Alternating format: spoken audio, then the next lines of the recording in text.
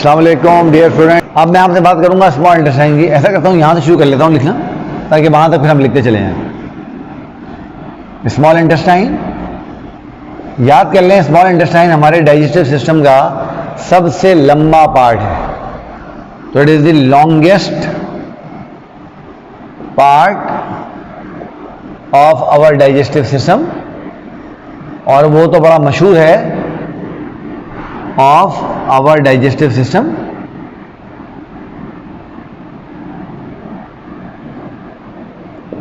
और वो तो बड़ी मशहूर चीज़ है ना, जो आप सब लोगों ने सुनी हुई है। वो कहते हैं कि ये 6 मीटर लंबा होता है, 6 मीटर या 18 फीट लॉन्ग ये इसकी लेंथ है। और आपको पता है कि इतनी लंबी इंटेस्टाइन हमारे इतने से पेट के अंदर जो फिट हो जाती है, उसको फिट करने का सिर्फ एक तरीका है, और वो है कॉइल्ड हो गया। जैसे धागा होता है ना, बहुत बड़ा धागा होता है, आप उसको लिपेटते हैं और लिपट के इतना छोटा हो जाता है, बिल्कुल उस तरह की बात है।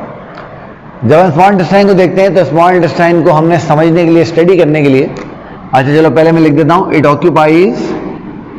It occupies abdominal cavity. ये एब्डोमिनल कैविटी को जब आप खोलते हो ना, अगर आप कभी मेडिकल कॉलेज में जाओगे और आप सर्जरीज करेंगे, तो जब आप सर्जरी में एब्डोमिनल कैविटी को खोलते हैं तो एब्डोमिनल कैविटी में आप देखते हैं कि आपको ऐसे लगता है गुच्छा सा लगा हुआ है, बड़े बड़े पाइप्स का। इस जगह पर आपको गुच्छा सा नजर आता है, वो गुच्छा बेसिकली आपकी स्मॉल इंटेस्टाइन होती है।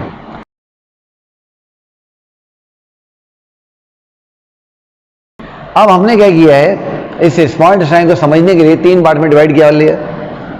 तो for sake of studies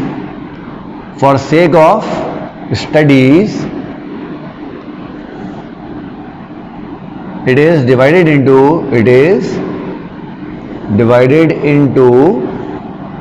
3 parts। तो स्टडी करने के लिए हमने इसको 3 पार्ट्स के अंदर डिवाइड कर लिया है। और वो 3 पार्ट कौन कौन से हैं, आइए उनको देख लेते हैं। बिल्कुल आसान है और बहुत जल्दी से आप समझ जाओगे।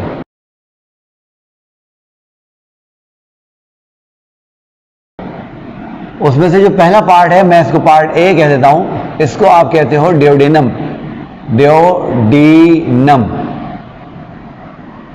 डियोडेनम, हाँ। अरे मदीबा बताइए क्या है डियोडेनम वर्ड का मतलब? क्या होता है डियोडेनम वर्ड का मतलब? होता है 12 उंगलियों के बराबर। डियोडेनम वर्ड का मतलब क्या है?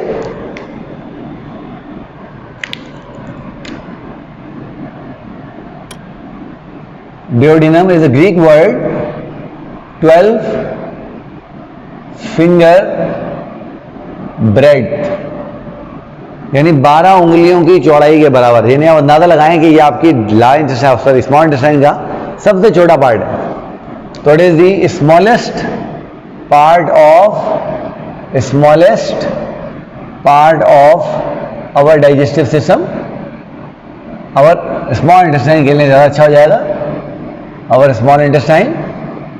तो ये हमारे स्मॉल इंटेस्टाइन का सबसे छोटा पार्ट है, मगर केमिकल डाइजेशन के पर्सपेक्टिव से इससे ज़्यादा इंपॉर्टेंट पार्ट हमारे डाइजेस्टिव सिस्टम में कोई भी नहीं है। तो most important part of our digestive system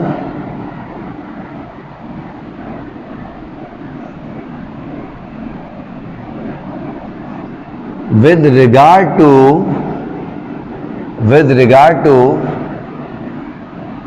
chemical digestion. तो केमिकल डाइजेशन के रिगार्ड से इससे ज़्यादा अच्छा कोई भी हमारे पास, या इससे ज़्यादा इंपॉर्टेंट पार्ट कोई नहीं। अब पता होता क्या है, देखो होता ही है। ये होता कहाँ पर है, यहाँ पर एक डायग्राम बनाता हूँ, आपको इमीडिएट समझ आ जाएगी मैं बात क्या कर रहा हूँ। ये देखें, लेट सपोज ये आपका स्टमक आ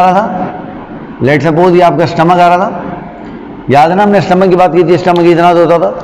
फिर यहां पर ये जो आपको सी शेप स्ट्रक्चर नजर आ रहा है, ये सी शेप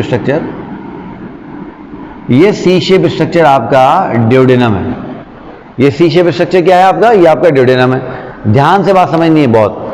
अब देखें, ये जो डियोडेनम है ना, इस डियोडेनम के साथ इस जगह पर लगा हुआ है हमारा लिवर। तो ये हमारा लिवर यहाँ मौजूद है जगह, मैं इसको लिवर लिख देता हूँ, LIVER, ये रहा लिवर। और आपको पता है जहाँ पे लिवर होता है, लिवर के नीचे एक छोटा सा बच्चा जो है मुंह निकाल के झांक रहा होता है, ये ना। तो ये जो छोटा सा बच्चा मुंह निकाल के झांक रहा है, ये कौन है? ये गॉल ब्लैडर है। ये कौन है? ये गॉल ब्लैडर है, जो बाइल को अपने अंदर स्टोर करके रखता है। सही है। अच्छा अब देखो, फिर दूसरा, समझ लो और याद कर लो, स्टमक के थोड़ा सा पीछे और ड्यूडेनम के पेट के अंदर हमारे पास यहां पर हमारा वो ऑर्गन है जिसको हम पेनक्रियास कहते हैं। और पेनक्रियास याद है ना आपको, हमने पढ़ा भी था। अब पता है क्या होता है, अब देखो बड़े ध्यान से बात समझना। अब होता ये है कि लिवर से भी एक ट्यूब आती है और उस ट्यूब को हम नाम देते हैं बाइल ट्यूब या बाइल डक्ट, इस तरह से। और ये जो हमारा पेनक्रियास है, इस पेनक्रियास से भी एक ट्यूब आ रही है और ये आगे आके मिल जा रही है उस जगह पर जहां पे बाइल डक्ट आ रही है, इस तरह से। और ये दोनों मिलके ओपन हो जा रही हैं, ये दोनों मिलके खुल जा रही हैं किसके अंदर, इस ड्यूडेनम के अंदर, इस जगह पे खुल जा रही है। तो ये जो ट्यूब पेनक्रियास से आ रही है ये वाली, इसको हम कहते हैं पेनक्रियाटिक डक्ट, पेनक्रियाटिक डक्ट। और ये जो ट्यूब लिवर से आ रही है इसको हम कहते हैं बाइल डक्ट। तो पेनक्रियाटिक डक्ट और बाइल डक्ट दोनों देखो कहाँ आके ओपन हो रही हैं, ये दोनों आके ओपन हो रही है ड्यूडेनम के अंदर। तो ड्यूडेनम बहुत इंपॉर्टेंट, क्यों इंपॉर्टेंट है, ये रिसीव करता है, receives pancreatic juice, pancreatic juice from pancreas, from pancreas and bile from liver. ठीक है, अब दोनों को एक एक करके देख लेते हैं। पहले बाइल की बात कर लेते हैं।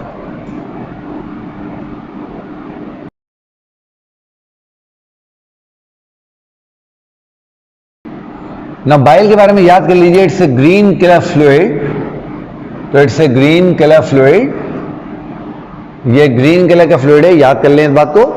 बेसिकली जो बाइल है वो एक्सक्रीटरी प्रोडक्ट है लिवर का, it's an excretory product of liver. ये हमारे लिवर का एक्सक्रीटरी प्रोडक्ट है, ये जाके स्टोर हो जाता है, जमा हो जाता है किसके अंदर, गॉल ब्लैडर के अंदर। तो it is stored in gall bladder, ये गॉल ब्लैडर में जाके स्टोर होता है। देखो ये रहा गॉल ब्लैडर मैंने बनाया हुआ, यहां पर ये लिवर के नीचे होता है गॉल ब्लैडर। और जब ये गॉल ब्लैडर में स्टोर हो जाता है तो ये उस वक्त तक स्टोर रहता है जब तक खाना ड्यूडेनम में ना आ जाए। जैसे ही खाना ड्यूडेनम में आता है तो ड्यूडेनम एक हार्मोन रिलीज करती है जिसको कहते हैं CCK। तो when food is in stomach and duodenum,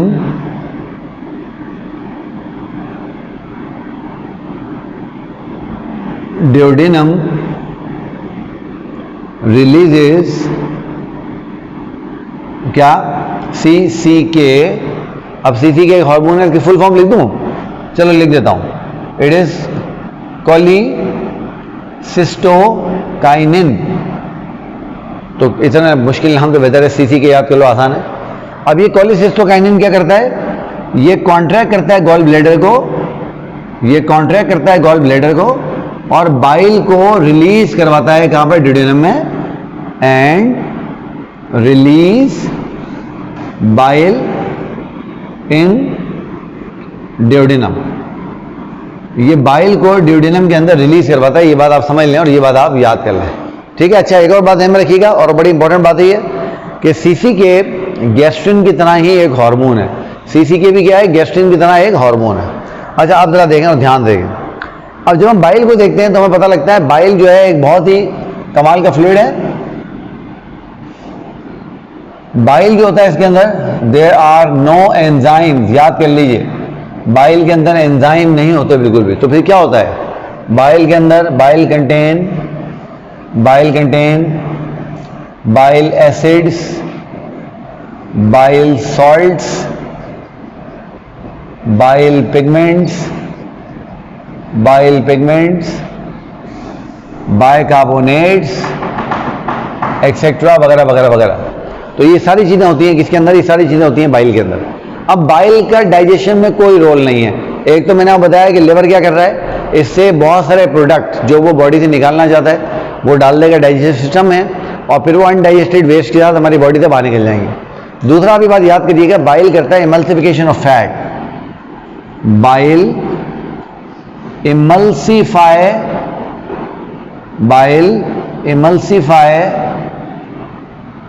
fats. Bile fat को इमल्सिफाई करता है। अब इसका मतलब क्या हुआ, इसको जल्दी से मैं आपको समझा देता हूं। देखें होता क्या है, होता ये है कि ये आपका लाइपेज एंजाइम है। लेट सपोज ये लाइपेज एंजाइम है, और आपको याद है हमने बात पढ़ी थी जब हम पढ़ रहे थे एंजाइम्स को, मैंने आपको समझाया था कि एंजाइम्स में एंजाइम का साइज हमेशा सबस्ट्रेट की साइड से बड़ा होता है। बट यहाँ क्या होता है, जो फैट ग्लोब्यूल होता है उसका साइज इतना बड़ा होता है। ये आपका फैट ग्लोब्यूल है, यानी ये आपका लिपिड है। अब चूंकि लाइपेज बहुत छोटा है और फैट बहुत बड़ा है, तो लाइपेज इसको डाइजेस्ट नहीं कर सकता। अब क्या होगा, अब होगा ये कि इस फैट के ऊपर आके एक्ट करेगी कौन, इस फैट के ऊपर आके एक्ट करेगी बाइल। और बाइल क्या करती है, बाइल इसको कन्वर्ट कर देती है बहुत सारे छोटे छोटे से फैट ग्लोब्यूल्स के अंदर। तो एक बड़े फैट ग्लोब्यूल को ये बहुत सारे छोटे छोटे फैट ग्लोब्यूल्स में कन्वर्ट कर देगी। और ये जो फैट ग्लोब्यूल्स हैं, अब आप इनको बड़े मजे से डाइजेस्ट करवा सकते हैं। किसके जरिए, लाइपेज के जरिए। तो ये प्रोसेस जिसमें आपने बड़े फैट ग्लोब्यूल को छोटे छोटे फैट ग्लोब्यूल्स में कन्वर्ट किया, इस प्रोसेस को हम नाम देते हैं इमल्सिफिकेशन का। किसका नाम देते हैं, इमल्सिफिकेशन का। Emulsification of fats. तो ये क्या है, a process in which large fat globules are converted into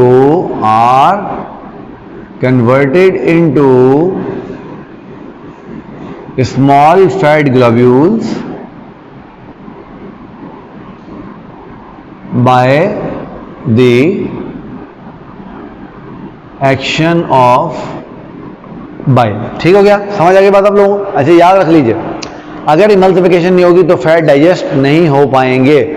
ठीक, क्लियर हो गई बात। अभी मैं आगे वाला मिटाने लगाऊं। अब बात करते हैं पैनक्रियाटिक जूस की। ठीक है, मिटा दूं, चलो। अच्छा अब देखें, जिस तरीके से आपको बाइल को रिलीज करवाने के लिए एक हार्मोन की जरूरत है जिसको हम नाम दे रहे हैं सीसीके का, इसी तरीके से आपको पैनक्रियाटिक जूस को रिलीज करवाने के लिए भी एक हार्मोन की जरूरत है, और उसका नाम है सिक्रेटिन।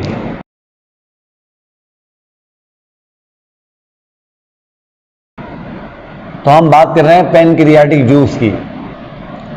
हम बात कर रहे हैं किसकी, हम बात कर रहे हैं पैनक्रियाटिक जूस की। तो released in response to secretin, ये बात याद कर लीजिए, ये सिक्रेटिन के रिस्पॉन्स में रिलीज होता है। अब बड़े मजे की बात ये है कि जब हम कहते हैं सिक्रेटिन के रिस्पॉन्स में रिलीज हो रहा है, तो जब आपका खाना स्टमक को डिस्टेंड कर रहा होता है, उसीलिए स्टमक उसी वक्त स्टमक सिक्रेटिन रिलीज करवाना शुरू कर देता है, क्योंकि स्टमक के बाद फूड ने कहाँ जाना है, ड्यूडेनम में जाना है, इसलिए। अब जब पैनक्रियाटिक जूस आता है तो उसके बाद 4 एंजाइम होते हैं, तो कंटेन 4 एंजाइम्स। इसके पास 4 एंजाइम्स होते हैं, और वो 4 एंजाइम कौन कौन से होते हैं, आइए जरा देख लेते हैं एक एक करके जल्दी से। उन 4 एंजाइम में से जो पहला एंजाइम है आपके पास, वो है आपके पास ट्रिप्सिनोजिन। वो कौन सा है आपके पास, ट्रिप्सिनोजिन। याद कर लीजिए, फिर इसके एंड में जिन लगा हुआ है, इसका मतलब ये इनएक्टिव है। तो ट्रिप्सिनोजिन को ट्रिप्सिन में कन्वर्ट करना है। ट्रिप्सिनोजिन को ट्रिप्सिन में कन्वर्ट करना है, उसके लिए इंटेस्टाइन एक एंजाइम बनाती है जिसको नाम दिया जाता है एंटीरोकाइनेस का। याद कर लें, एंटीरो फॉर इंटेस्टाइन, काइनेस तोड़ने वाला। तो एंटीरोकाइनेस क्या करेगा, ट्रिप्सिनोजिन को तोड़ेगा और ट्रिप्सिन में कन्वर्ट कर देगा। जब एक्टिवेट हो जाएगा तो ये, तो when activated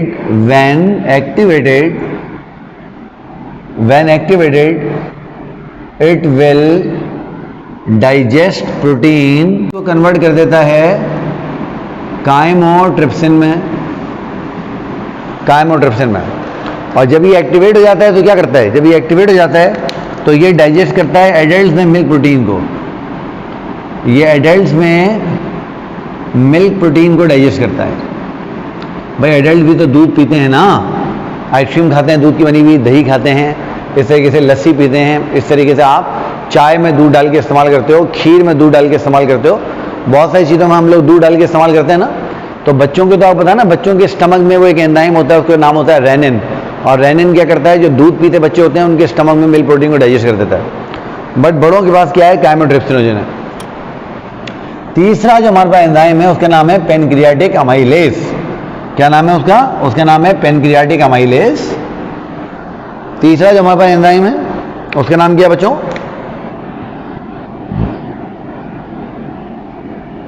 pancreatic amylase.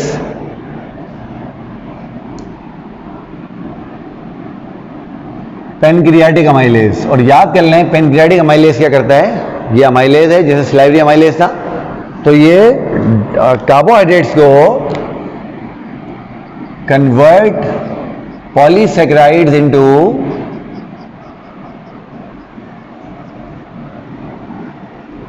Into di and trisaccharides. अच्छा फिर देखो, और फिर वही कॉन्सेप्ट समझो कि अगर ये डाइजेशन कंप्लीट होती तो ये मोनोसैकेराइड में कन्वर्ट हो जाते हैं। इसका मतलब ये हुआ डाइजेशन अभी कंप्लीट नहीं हुई है। और चौथा और जो आखिरी एंजाइम है यहाँ पर वो हमारे पास है पेनक्रियाटिक लाइपेज। पेनक्रियाटिक लाइपेज, और ये बात आप अच्छे तरीके से याद कर लें और आपने बात बिल्कुल भूलनी नहीं है कि ये कंप्लीटली डाइजेस्ट कर देता है फैट्स को, तो it will completely digest fats, मगर शर्त क्या है, into fatty acid and glycerols, into fatty acid and glycerol, मगर शर्त क्या है, ये शर्त है आफ्टर इमल्सिफिकेशन। अगर इमल्सिफिकेशन हुई तो ऐसा होगा, अदरवाइज ऐसा नहीं होने वाला है। तो इस तरह आप अंदाजा लगाएं कि ये इतना छोटा सा पार्ट ड्यूडेनम, जो कि हमारी स्मॉल इंटेस्टाइन का सबसे छोटा पार्ट है, कितना इंपॉर्टेंट है for the purpose of chemical digestion. यानी तकरीबन सारी की सारी डाइजेशन, केमिकल डाइजेशन कहाँ कंप्लीट हो रही है, वो ड्यूडेनम में ही कन्वर्ट हो रही है। ठीक है, अब ये जो आपकी केमिकल डाइजेशन आपने देखी सारी की सारी, ये सारी की सारी केमिकल डाइजेशन बच्चों आप याद कर लें, और ये बात आप बिल्कुल भूलिएगा नहीं कि पैंक्रियाटिक जूस करवाता है, बाइल के अंदर कोई एंजाइम नहीं होता। अच्छा अब यहां पर क्या हुआ, अब ये जो थोड़ा सा डाइजेस्टेड, थोड़ा सा अनडाइजेस्टेड फूड है, ये चला जाता है आपकी इंटेस्टाइन के दूसरे पार्ट में जिसका नाम है जेजुनम।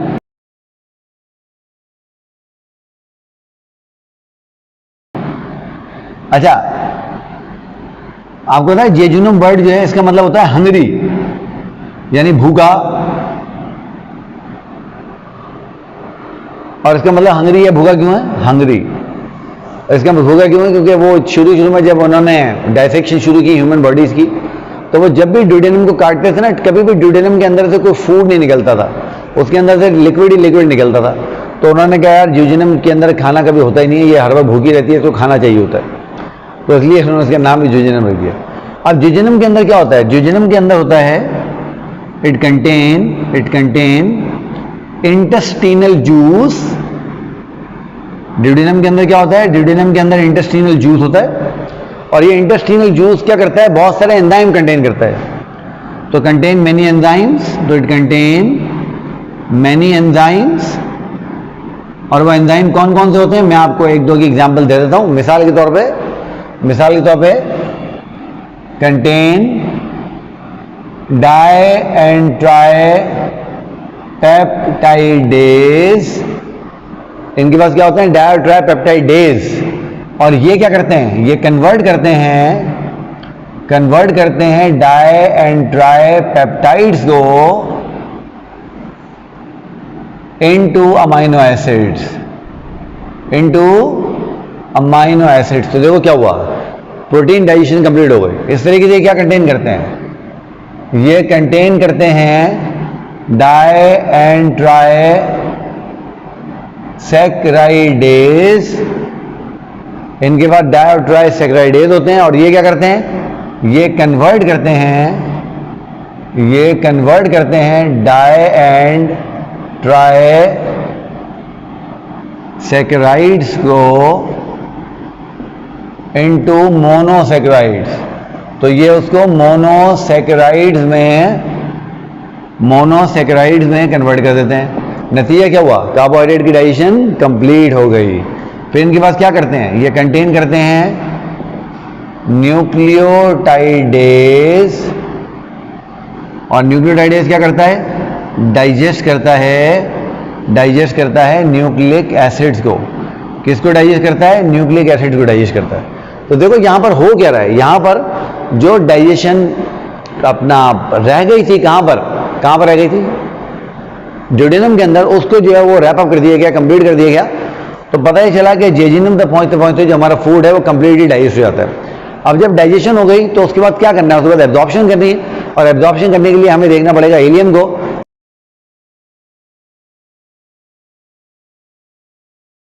अब हम बात कर रहे हैं हीलियम की। हीलियम वर्ड का मतलब होता है कॉइल्ड। हीलियम वर्ड का मतलब क्या होता है, हीलियम वर्ड का मतलब होता है कॉइल्ड, बल खाया हुआ, क्योंकि ये हमारे स्मॉल इंटेस्टाइन का सबसे बड़ा पार्ट है। तो जो 6 मीटर लंबी हमारी स्मॉल इंटेस्टाइन है, 6 मीटर लंबी, उसमें 3.5 मीटर तो हीलियम में होती है, ठीक है। तो it is the longest part of small intestine. तो ये हमारी स्मॉल इंटेस्टाइन का सबसे लंबा पार्ट है, ठीक है। अच्छा, अब जरा ये बात ध्यान से समझिए, जब हम इसको देखते हैं तो इसकी जो इनर वॉल होती है, inner wall is highly folded, और वो जो फोल्डेड होती है तो ये फोल्ड होकर फिंगर लाइक प्रोजेक्शन बनाती है।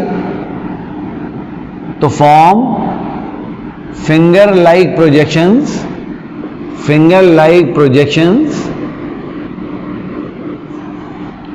Called villous. अगर एक होगा तो विलस, और अगर बहुत सारे होंगे प्लूरल होगा तो विलाय, ठीक है। अब विलाय का स्ट्रक्चर कैसा होता है, आइए जरा समझ लेते हैं, देखें होता है क्या, इस तरह से होता है। तो villi is a finger like projection, इस तरह से फिंगर लाइक प्रोजेक्शन होगी।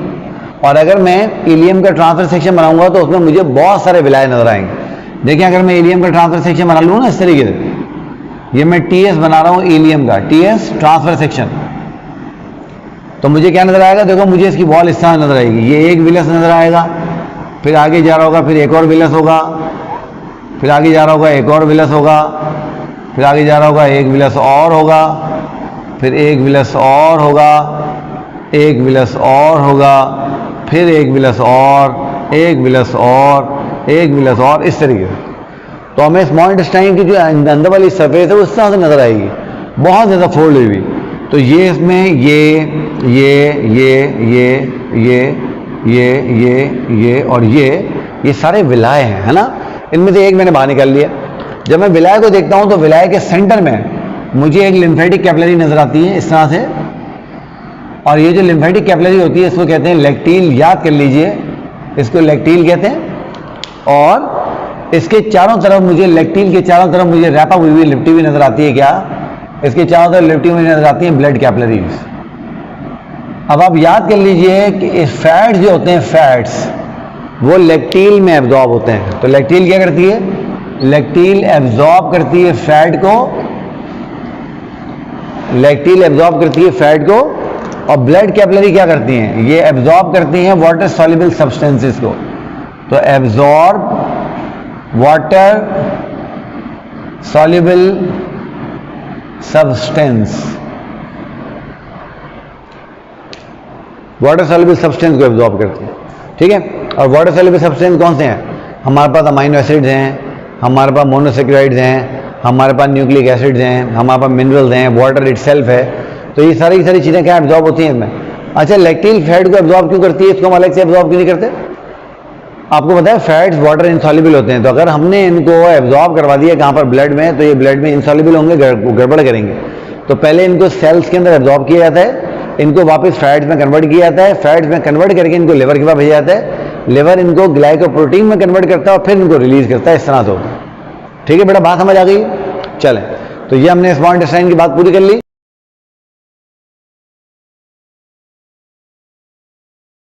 अब हम चलते हैं एक डायग्राम बना के लार्ज इंटेस्टाइन को समझ लेते हैं। अब हम चलते हैं एक डायग्राम बनाते हैं और डायग्राम बना के लार्ज इंटेस्टाइन को हम लोग समझ लेते हैं, ठीक। चलें देख लें। अब देखें होता क्या है, होता ये है कि लेट सपोज ये आपकी इलियम है, ये आपकी इलियम है और ये इलियम आपकी लार्ज इंटेस्टाइन से आके मिल रही है, ये इलियम आपकी लार्ज इंटेस्टाइन से आके मिल रही है। ये इलियम आपकी लार्ज इंटेस्टाइन से आके मिल रही है इस तरह से, ठीक है। उसके बाद now these are the different parts of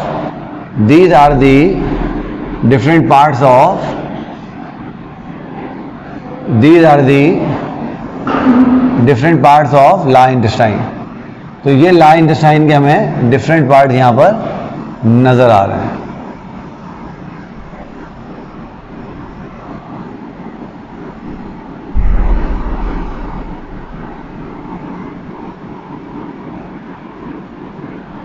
now these are the different parts of large intestine, ठीक है। अब देखिए मैं क्या कर रहा हूं, मैं एक लाइन यहां से ड्रॉ कर रहा हूं और आपको क्लियर समझ आ रहा है कि ये वो लाइन है जो कि अलग कर रही है उस पॉइंट को जहां पर इलियम आपकी लार्ज इंटेस्टाइन से मिल रही है। इस पॉइंट से ये जो नीचे वाला पार्ट है, ये वाला पार्ट, इसको हम नाम देते हैं सीकम का। इसको हम किसका नाम दे देते हैं? सीकम का। और सीकम के साथ ये जो आपकी फिंगर लाइक पोजीशन अटैच हुई हुई है, इसी को आप कहते हैं वर्मीफॉर्म अपेंडिक्स। इसी को हम क्या नाम दे देते हैं? वर्मीफॉर्म अपेंडिक्स का। वर्मीफॉर्म क्यों कह रहे हैं? क्योंकि इट लाइक ए वॉर्म, ये वॉर्म की तरह होती है, आपको नजर आ रही है। उसके बाद देखें, ये पार्ट इसका ऊपर चल रहा है, ये पार्ट इसका इस तरह से चल रहा है, ये पार्ट इसका नीचे उतर रहा है, और आप देख रहे हो ये पार्ट समवॉट एस लाइक है, समवॉट एस लाइक है ना। तो ये वाला जो पार्ट इसका ऊपर चल रहा है, इसको कहा जाता है कोलॉन। ये पार्ट जो इसका नीचे उतर रहा है, इसको भी कहा जाता है कोलॉन। ये पार्ट जो इसका सीधा चल रहा है, इसको भी कहा जाता है कोलॉन। और ये पार्ट जो इसका एस शेप है, इसको भी कहा जाता है कोलॉन। अब यहां पर जो प्रॉब्लम आती है वही आती है, जब मैं कहूंगा कोलॉन तो आप बोलेंगे यार सर पता नहीं कौन से कोलॉन की बात कर रहे हैं। तो ये चूंकि ऊपर जा रहा है तो इसको हम कह देते हैं असेंडिंग कोलॉन। ये चूंकि नीचे उतर रहा है तो उसको कह देते हैं डिसेंडिंग कोलॉन। ये चूंकि ट्रांसवर्सली चल रहा है तो उसको हम कह देते हैं ट्रांसवर्स कोलॉन। और ये चूंकि एस शेप्ड है, तो जो भी चीज एस शेप होती है उसके लिए साइंस में, मेडिकल साइंस में वर्ड इस्तेमाल होता है सिग्मोइड। तो सिग्मोइड वर्ड का मतलब होता है एस शेप्ड, सिग्मोइड कोलॉन। उसके बाद ये जो पार्ट आपको नजर आ रहा है, इसको कहा जाता है रेक्टम। रेक्टम के बाद ये है आपकी एनल केनाल, और एनल केनाल के बाद ये जो ओपनिंग नजर आ रही है, now this opening is the anus. ये जो ओपनिंग है ये एनस है। तो ये पूरे लार्ज इंटेस्टाइन का डायग्राम है। अच्छा, जब ये पूरे लार्ज इंटेस्टाइन का डायग्राम मैंने आपके सामने बोर्ड पर बना लिया, तो लार्ज इंटेस्टाइन को काम भी तो करती होगी। तो देख लेते हैं लार्ज इंटेस्टाइन क्या काम करती है। बिल्कुल आसान है। अब देखिए लार्ज इंटेस्टाइन जो होती है, ऑल दो कि इसके बहुत सारे पार्ट्स हैं, तो मैं आपसे बात कर रहा हूं लार्ज इंटेस्टाइन की। याद कर लीजिए लार्ज इंटेस्टाइन को लार्ज इंटेस्टाइन क्यों कहा जाता है? Have greater diameter than small intestine. तो याद कर लीजिए स्मॉल इंटेस्टाइन के मुकाबले में इसका जो डायामीटर है वो बड़ा है। यानी अगर मैं ट्रांसफर सेक्शन बनाऊं ना स्मॉल इंटेस्टाइन का, तो इसका एवरेज जो डायामीटर निकलता है वो निकलता है 2.5 सेंटीमीटर। कुछ जगह कम होता है, कुछ जगह ज़्यादा होता है। तो ये हम बात कर रहे हैं स्मॉल इंटेस्टाइन की। इसको अगर मैं कंपेयर करूं लार्ज इंटेस्टाइन से, तो लार्ज इंटेस्टाइन का जो एवरेज डायामीटर निकलता है वो 6.5 सेंटीमीटर निकलता है लार्ज इंटेस्टाइन। तो आप देख रहे हो ये इसके डबल से भी ज़्यादा है, इसलिए इसको लार्ज इंटेस्टाइन कहते हैं। नाउ लार्ज इंटेस्टाइन बहुत सारे पार्ट में डिवाइडेड है, जैसे मैंने आपको नाम यहाँ लिख दिए। सीकम इसका पहला पार्ट है, असेंडिंग कोलॉन इसका दूसरा पार्ट है, ट्रांसवर्स कोलॉन इसका तीसरा पार्ट है, डिसेंडिंग कोलॉन इसका चौथा पार्ट है, सिग्मोइड कोलॉन इसका पांचवा पार्ट है, रेक्टम इसका छठा पार्ट है। याद कर लें एनल केनाल और anus they are not parts of small intestine. ये बात मेहरबानी करके याद रखिए, इनको अलग से कंसिडर किया था, ये स्मॉल इंटेस्टाइन के पार्ट नहीं होते। अच्छा, जब हम लार्ज इंटेस्टाइन को देखते हैं तो हमें पता लगता है कि लार्ज इंटेस्टाइन क्या करती है? रीएब्जॉर्ब करती है, reabsorb salt and water undigested waste, from undigested waste.